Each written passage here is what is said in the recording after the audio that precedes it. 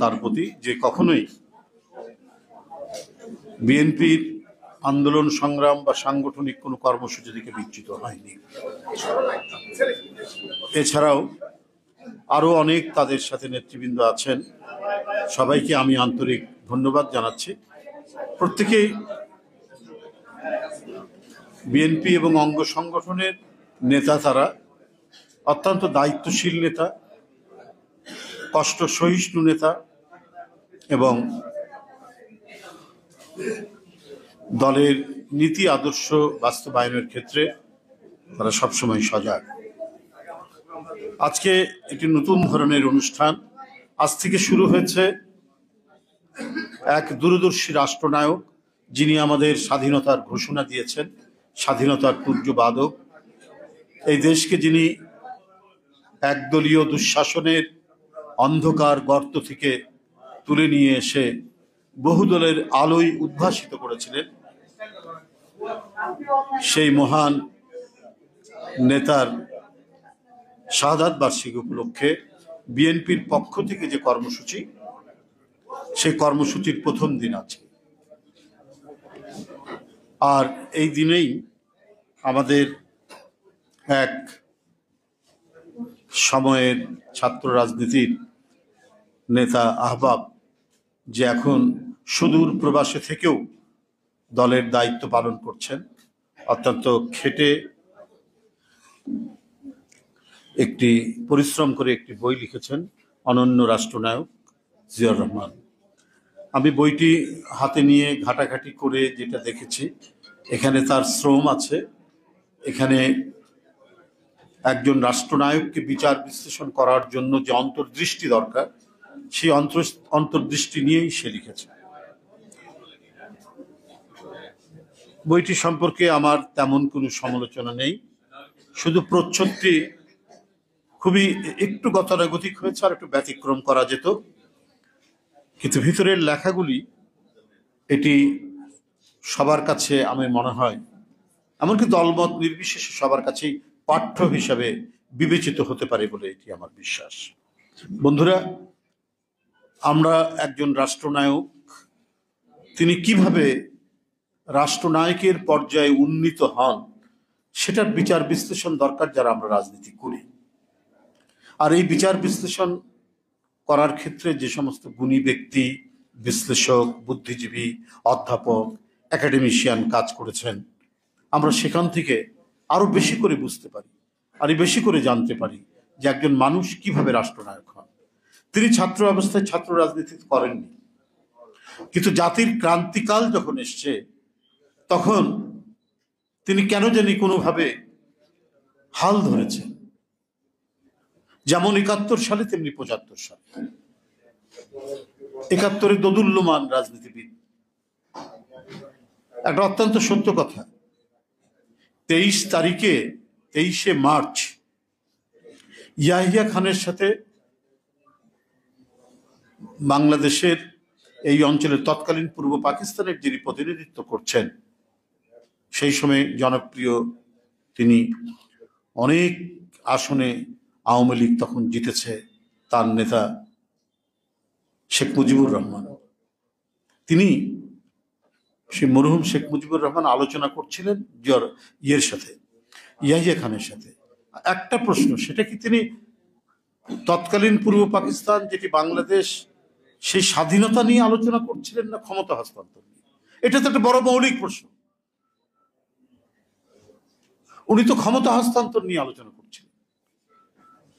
তার ৭ই মার্চ থেকে ২৩শে মার্চ পর্যন্ত প্রত্যেকটি বক্তৃতার মধ্যে ওরা আমাদেরকে, আমরা সংখ্যাগরিষ্ঠ, হ্যাঁ, এবং সরকার গঠন করার কথা শেখ মুজিবের নেতৃত্বাধীন দলটি, সেটা পশ্চিমারা দিচ্ছে না, এটা সত্য কথা। কিন্তু তারপরে বিষয়টি হচ্ছে যে উনি যে বার্গেনিংটা করছেন, সেই বার্গেনিংটা হচ্ছে ক্ষমতা হস্তান্তরের জন্য পাকিস্তান কাঠামোর মধ্যে থেকে। এবং সেই ক্ষেত্রে তিনি আমাদের যে জাতিসত্তা যে বিষয়টি, তিনি বাঙালি শব্দটি কে নিয়ে বার্গেনিং করছেন, যে ওরা আমাদেরকে দেখতে পারে না, যেন করছে না। কিন্তু যদি দেখতে পারতো, যদি ক্ষমতা দিয়ে দিত, তাহলে সব ঠিক আছে।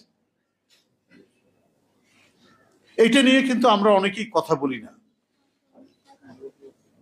যে একটি দেশের স্বাধীনতার জন্য যে প্রস্তুতি থাকে, সেই প্রস্তুতির মধ্যে বিভিন্ন সময়ে এই কথাটি চলে আসে যে কবে আপনারা স্বাধীনতা দিচ্ছে। যেমন ভারতের স্বরাজ আন্দোলন হচ্ছে, পূর্ণ স্বাধীনতা কথার আগে স্বরাজ আন্দোলন করছেন তখনকার জাতীয় নেতা, যারা স্বরাজ্য দল গঠন করেছেন, দেশবন্ধু চিত্তরঞ্জন দাস। এইভাবে ক্রমান্বয়ে সম্ভবত 1929 বা 30 সালের দিকে কংগ্রেস তারা পূর্ণ স্বাধীনতার কথা তাদের রেজলিউশনে নেয়। তো সেইখান থেকে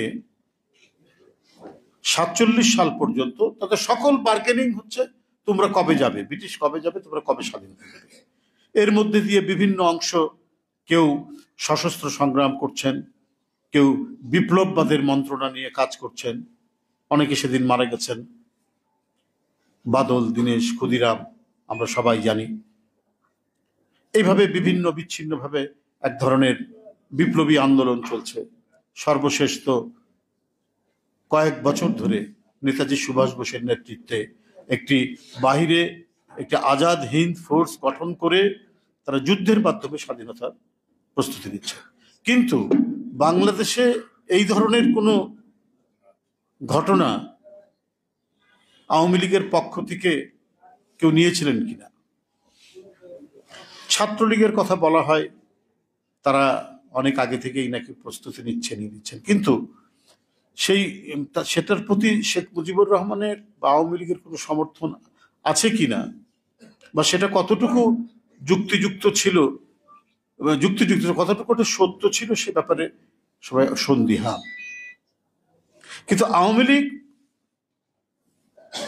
সমগ্র পাকিস্তান কাঠামোর মধ্যে তারা ক্ষমতা নিতে চেয়েছে এবং আইনত তারা পায় সেই সময়, কিন্তু সেখানে তারা সুস্পষ্টভাবে স্বাধীনতার জন্য কোনো রেজলিউশন 71-এর আগে কোনো মিটিংয়ের মধ্যে নিয়েছেন কিনা সেটা তো আমাদের কোনো জানা নাই, সেটা কোনো ইতিহাসবিদরাও বলতে পারবে না। যে তাই হতো তাহলে তো সেই অনুযায়ী তারা পদক্ষেপ নিতেন, যে তোমরা আমাদের একটা চূড়ান্ত পর্যায়ে এসছে, তোমরা স্বাধীনতা দাও।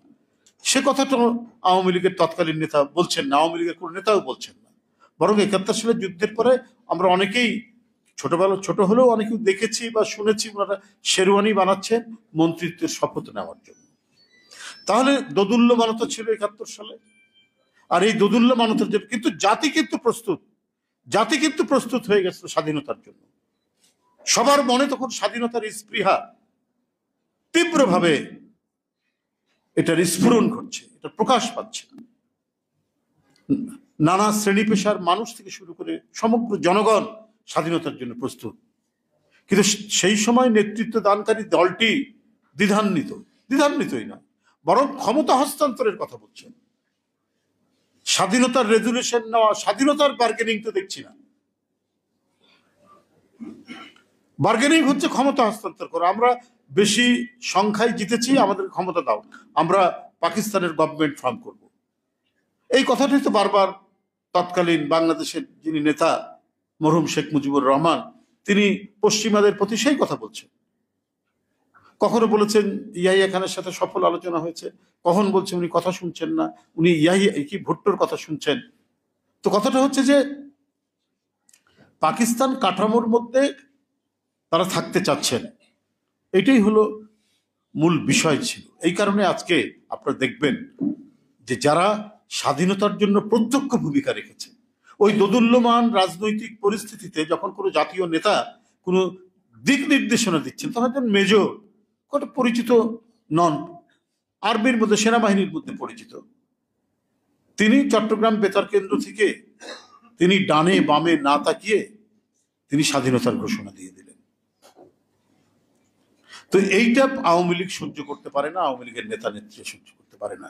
ঘটনা ঘটে গেছে, স্বাধীনতার ঘোষক জিয়াউর রহমান, জনগণ বিশ্বাস করে এটা। এবং যারা ইতিহাসবিদ, যারা মুক্তিযুদ্ধে প্রত্যক্ষ অংশগ্রহণকারী, এবং এদের মধ্যে যারা যারা আওয়ামী লীগের ক্যাবিনেটে মন্ত্রিত্ব করেছেন, তারাও পর্যন্ত লিখেছেন যে আমরা সেদিন উদ্বুদ্ধ হয়েছি, স্বয়ং প্রধানমন্ত্রীর স্বামী সহ প্রত্যেকে স্বীকার করেছেন। কিন্তু শেখ হাসিনা এটা মানতে রাজি নয়। এবং তার অনুগামী যারা, তারাও এটা মানতে রাজি না, না হলে শেখ হাসিনা মাইন্ড করবে। এই কারণে আপনারা দেখবেন দেশের সকল বিপদ বিপর্যয়, লুণ্ঠন, প্রাকৃতিক বিপর্যয়, সবার মধ্যেও শুধু টার্গেট একটাই, যে জিয়া পরিবারের বিরুদ্ধে বিষোদগার। শুধু একটাই কারণে কেন এই দায়িত্ব পালন করছে।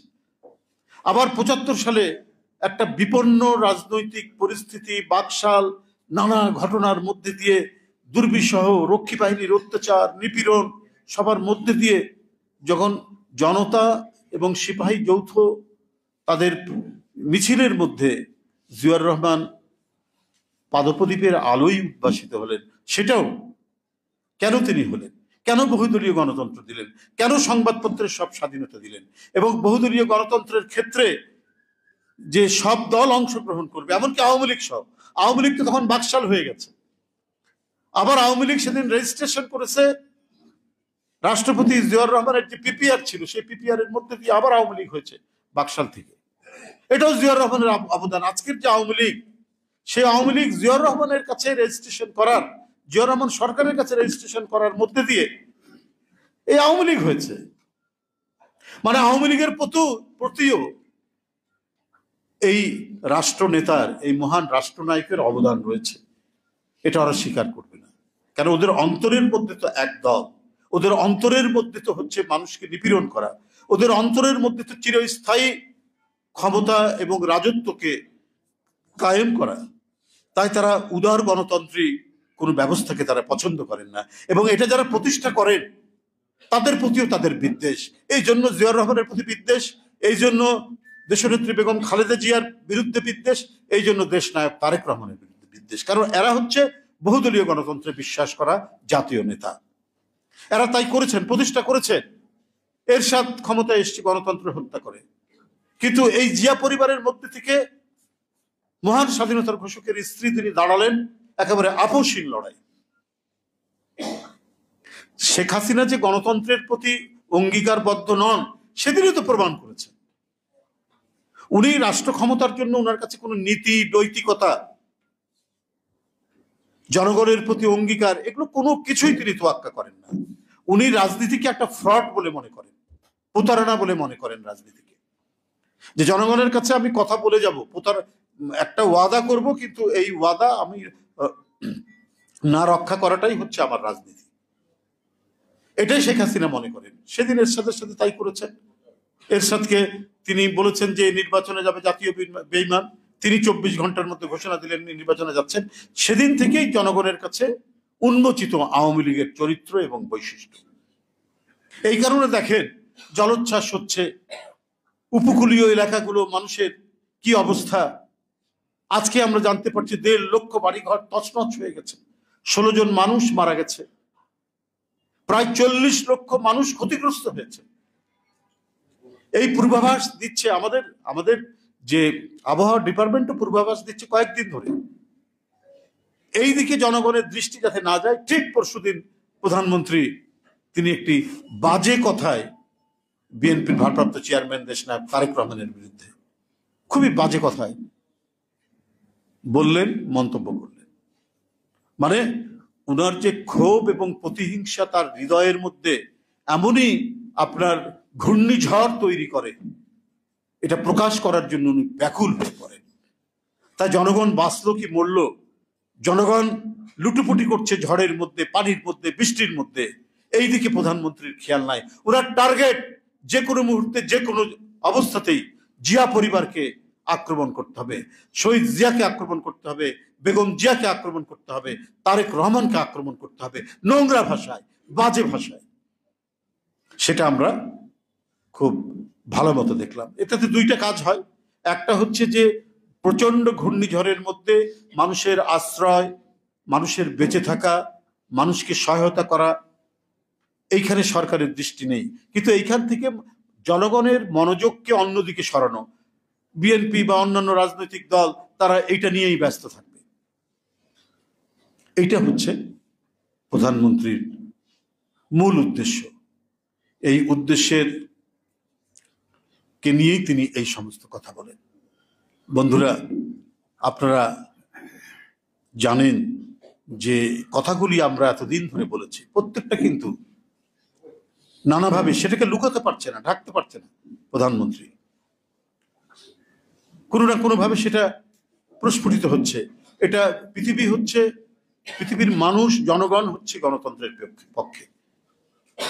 আর প্রযুক্তি এমন একটা পরিস্থিতি তৈরি করছে, ওইখানে স্বৈরতন্ত্র তার করাল গ্রাসটা খুব বেশি আক্রান্ত করতে পারছে না, চেষ্টা করছে নানা আইন কানুন, সরকারি নানা পদ্ধতির মধ্যে দিয়ে।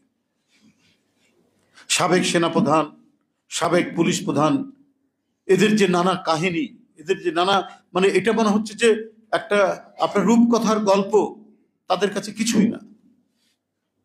এত কিছুতে তারা আজকে বেড়ে উঠেছে। এটা কি প্রধানমন্ত্রী জানতেন না? প্রধানমন্ত্রী বা আওয়ামী সরকার তারা কি কেউ জানতেন না? এই সরকারের মধ্যে, এই পার্লামেন্টের মধ্যে কত কিছু লুকিয়ে আছে, এটা কি জানে না? গোয়েন্দা বাহিনী, সরকারের বা রাষ্ট্রের যারা গোয়েন্দা বাহিনী একেবারে প্রধানমন্ত্রীর কবজায়। মার্কিন যুক্তরাষ্ট্রে শেখ হাসিনা গেলে পরে, সেখানে তিনি কোনো সফরে গেলে পরে ওই মিছিলের মধ্যে কে বিক্ষোভ করেছে সে যদি বাংলাদেশে আসে তাহলে এয়ারপোর্ট থেকে সে গ্রেপ্তার হয়ে যায়। লন্ডনের বিক্ষোভ মিছিলে কারা কারা ছিল সেই ছবি গোয়েন্দা বাহিনীর কাছে আসে, তারা যখনই বাংলাদেশে আসে গ্রামের বাড়ি থেকে গ্রেপ্তার, না হলে এয়ারপোর্ট থেকে গ্রেপ্তার হয়। আর এই যে লক্ষ কোটি টাকা পাচার হচ্ছে, লুট হচ্ছে, ব্যাংক শূন্য, রাজকোষ শূন্য, আমরা তো শুধু দুজনের কথা শুনছি, সেনাপ্রধান আর প্রধান, পুলিশ প্রধান, তাদের যে রূপকথার কাহিনী শুনছি। আরো যারা এই সরকারকে নানাভাবে সাহায্য করেছেন, গুম খুন বিচার বহির্ভূত হত্যায় যারা লিপ্ত ছিলেন, তাদের কাহিনী তো আমরা কেউ জানি না। আমরা না জানলেও কথাগুলো তো মানুষের কাছে কাছে আছে। এটা হয়তো প্রকাশ্যে বিদেশি কোনো মিডিয়া এটাকে করেছে, প্রকাশ করেছে, কিন্তু আরগুলো যেগুলো জানা যায়নি। তাহলে এই 17 বছর ধরে এই সরকার কত যে অপকর্ম করেছে, কত যে নিষ্ঠুরতা করেছে, ক্ষমতায় টিকে থাকার জন্য যাকেই তারা প্রতিদ্বন্দ্বী মনে করেছে তাকেই পৃথিবী থেকে সরিয়ে দিয়েছে, এবং নিজের লোকগুলোকে অর্থে বৃত্তে আঙ্গুল ফুলে কলা গাছ বানানোর জন্য তারা করেছে নানা ধরনের প্রচেষ্টা। আজকে বিভিন্ন উন্নয়নের কথা বলে তাদেরকে সুযোগ দেওয়া হয়েছে। এই উন্নয়ন যে ফাঁপা, এই উন্নয়ন যে আসলেই লোক দেখানো, সেটা তো এখন টের পাওয়া যাচ্ছে। 12 ঘন্টা 17 ঘন্টা বৃষ্টি হয়েছে, ঢাকায় হয়েছে আপনার মধ্যম সারির বৃষ্টি, উপকূলীয় এলাকাতে, দক্ষিণের উপকূলীয় এলাকাতে ভারী বৃষ্টি হয়েছে, ওখানকার কথা তো বললামই। কিন্তু ঢাকায় আজকে বহু জায়গায় প্রায় 17-18 ঘন্টা ধরে কোনো বিদ্যুৎ নেই। এবং আমাদের যে মেট্রো রেল করা হয়েছে, এটা 10 মিনিট 15 মিনিট পর পরই বিদ্যুৎ যাচ্ছে, একটা প্রচন্ড খারাপ অবস্থা আপনার মেট্রো রেলের। তার মানে উন্নয়ন যে সাস্টেনেবল হয়নি, উন্নয়ন যে টেকসই হয়নি, এবং এই উন্নয়নের ভেতরের গহ্বরে যে অনেক টাকা চুরি হয়ে গেছে, এইটা এই সমস্ত ঘটনার মধ্যে দিয়েই প্রমাণিত হয়। আপনার এখন চলছে আন্তর্জাতিক গুম দিবসের একটা সপ্তাহ। আপনি জানেন যে বাংলাদেশের গুম এবং বিচার বহির্ভূত হত্যার যে থামেনি, এটা আন্তর্জাতিক মানবাধিকার সংস্থাগুলো প্রত্যেকেই এই গুম সপ্তাহে, সম্ভবত 24 তারিখ থেকে 30 তারিখ পর্যন্ত বা 31 তারিখ পর্যন্ত, এই শেষ সপ্তাহ, অর্থাৎ মে মাসের শেষ সপ্তাহ হচ্ছে আন্তর্জাতিক, মানে যে গুম করা হয়েছে, গুমের যে শিকার ব্যক্তি, তাদের স্মরণে, তাদের ইয়েতে গুম সপ্তাহ। এর মধ্যে আপনার এই রিপোর্ট করা হয়েছে বিভিন্ন আন্তর্জাতিক মানবাধিকার সংস্থা। আপনার ধরন বদলেছে। আগে গুম করে নিরুদ্দেশ করে দিত, গুম করার পর তার লাশ পাওয়া যেত, তারপরে গুম করে যারা ফিরে এসছে তারা সবাই ভয়ে কথা বলতো না, তার পরিবার কথা বলতো না, এবং পরিবারদেরকে গিয়ে স্থানীয় থানার পুলিশ কর্মকর্তারা যে ধমক দিয়েছে সেটাও সবাই জানে, যে তোমরা কোনো কথা বলবে না বিদেশি সাংবাদিক বা সাংবাদিকদের কাছে। তো এখন গুমের ধরনটা কিরকম নিয়ে আটকে রাখে, 10 দিন 12 দিন 15 দিন আটকে রাখার পর তারপর থানায় সোপর্দ করে। এই যে 10 দিন 12 দিন 15 দিন 1 মাস যে আটকে রাখে, কে নিচ্ছে? আপনার আইন শৃঙ্খলা বাহিনী নিচ্ছে। আইন শৃঙ্খলা বাহিনীর গ্রেপ্তার থেকে শুরু করে তাকে কোর্টে হাজির করার সময় হচ্ছে 24 ঘন্টা। গ্রেপ্তার করার সময় থেকে তাকে জানান দিতে হবে। তাহলে যে এই যে টাইমটা 17-18 দিন, এটাও তো একটা আন্তর্জাতিক মানবাধিকার বিরোধী একটা অপরাধ। এটাও তো ভয়ঙ্কর অপরাধ, যেটা এখনো থামেনি। সেটা এখনো এই সরকার করে যাচ্ছে একের পর এক। এই জোরপূর্বক গুম এবং ক্রস ফায়ারের জন্য কিছু অফিসারকে, তার মধ্যে সাবেক আইজি প্রধানও আছেন, তাদেরকে মার্কিন যুক্তরাষ্ট্র এক ধরনের স্যাংশন দিয়েছিল। তো এখনো তো সেটা থামানো হচ্ছে না। আমি তো প্রায় প্রতিদিনই বলা যায় যে ব্রিফিং এর মধ্যে আমাদের নেতাকর্মী, সে যুবদল হোক, ছাত্রদল হোক, স্বেচ্ছাসেবক দল হোক, মৎস্যজীবী হোক, তাঁতি হোক, শুধু গুমের ঘটনা। একদিন 2 দিন পরপর আপনাদের সাংবাদিকদের সামনে বলছি। তো এইটা তো ভয়ঙ্কর, অমানবিক, মনুষ্যত্বহীন কাজ তারা করছেন। কই আপনি কি এগুলো ঢাকা দেওয়ার জন্য জিয়া পরিবারের বিরুদ্ধে বিষোদ্গার করেন যে বিএনপি এটা নিয়েই ব্যস্ত থাক? কিন্তু আপনারটা যে, আপনার আমল নামা যে জনগণের কাছে লিপিবদ্ধ হচ্ছে, প্রধানমন্ত্রী, আপনার সরকারের, আপনার টাকা, আপনাদের গুম, আপনাদের খুন, রক্তপাত, কোনোটাই কিন্তু অলেখা থাকছে না। এবং এগুলোর হিসাব, এগুলোর বিচার, এই বিচার থেকে কিন্তু রেহাই পাবে না। কথায় আছে না, আল্লাহর বিচার। আল্লাহর বিচার কিন্তু পৃথিবীতেই হয়ে যায়। এই বিচার থেকে প্রধানমন্ত্রী, আপনার সরকার, যারা যারা এর মধ্যে জড়িত, তারা কেউ রেহাই পাবেন না। এবং সেটার জন্য আপনাদের প্রস্তুতি থাকতে হবে। আমরা তো নিপীড়নের মধ্যেই আছি, আমরা তো নির্যাতনের মধ্যেই আছি, মামলা হামলা, কারাগার, এর মধ্যে দিয়েই তো দিন যাপন করছেন। আমাদের নেতা কর্মীদের কারো একটা দোকান ছিল, কারো কিছু জমি ছিল, সেটাও কেড়ে নিয়েছে আপনার দলের লোকরা। ঢাকায় এসে কেউ রিক্সা চালায়, কেউ সিএনজি চালায়, কেউ কোন রকম কোনো এলাকার হচ্ছে সিকিউরিটির কাজ নিয়ে তারা দিন যাপন করছে। তো একই দেশে আপনারা লুটপাট করে যাবেন, ডাকাতি করে যাবেন, আমাদেরই বাড়িঘর, আমাদেরই জমি জায়গা সব দখল করে, আর আপনারা সুখের স্বর্গ রচনা করবেন, এটা ভেবে থাকা, এটা ভাবা, আমার মনে হয় যে আপনারা নিঃসন্দেহে এক ধরনের একটা অলীক স্বপ্নের মধ্যে আপনারা আছেন। প্রত্যেকটার জবাব দিতে হবে এবং প্রত্যেকটার বিচার হবে। আমি আজকে আর বক্তব্য দীর্ঘায়িত করব না। যে আহবাব যে বইটি লিখেছে, সেটা আমার মনে হয় প্রত্যেকের পড়া উচিত। এবং এটির মধ্যে যে প্রবন্ধগুলি আছে, সেটি সামগ্রিক না হলেও অনেকাংশে একজন রাষ্ট্রনায়কের যে জীবন এবং তার যে কর্ম, যে অল্প সময় 4-4.5 বছরের মধ্যে একটা জাতিকে কর্মচঞ্চল জাতি হিসেবে প্রতিষ্ঠিত করেছেন, এটা যে কত বড় একজন রাষ্ট্রনায়ক হতে পারে, সেটার হয়তো কিছুটা আপনারা ঝলক বা গ্লিমসেস এর মধ্যে আপনারা দেখতে পাবেন। আমি লেখককে আন্তরিক ধন্যবাদ জানাই,